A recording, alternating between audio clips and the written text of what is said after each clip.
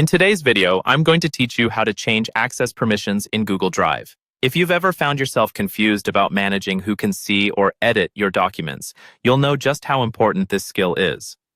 Whether you're collaborating with a team or sharing personal files with friends and family, being able to control access is essential.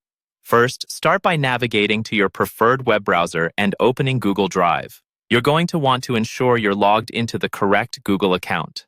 This step is crucial because access permissions are linked to the specific account you are using.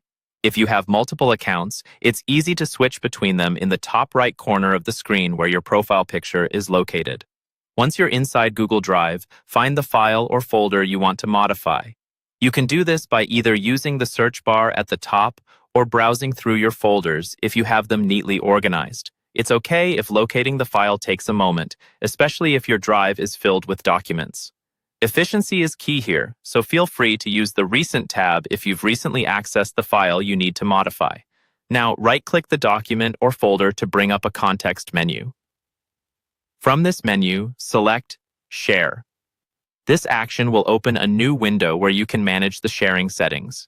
It's here where all the magic happens, and understanding this interface is crucial. Within the Share window, you'll see a section where you can add people or groups. Simply type the email addresses of those you wish to share the file with. As you do this, consider the level of access you're granting. You'll notice a drop-down menu next to each email. This menu allows you to specify whether those people can view, comment, or edit the document. Selecting the appropriate level of access is important to maintain document integrity and security. Think carefully about whether you want someone to just view the file or have the ability to make changes.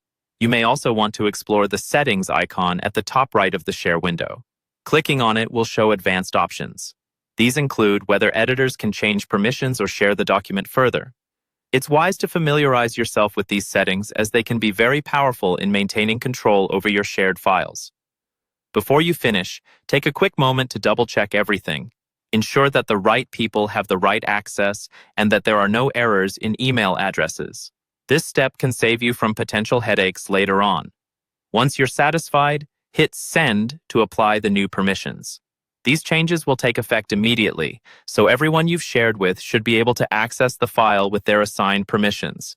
And there you have it, a straightforward way to manage access permissions in Google Drive. Feel free to revisit these steps anytime you need a refresher. With practice, you'll become proficient at controlling who can access your documents, making collaboration and sharing a breeze.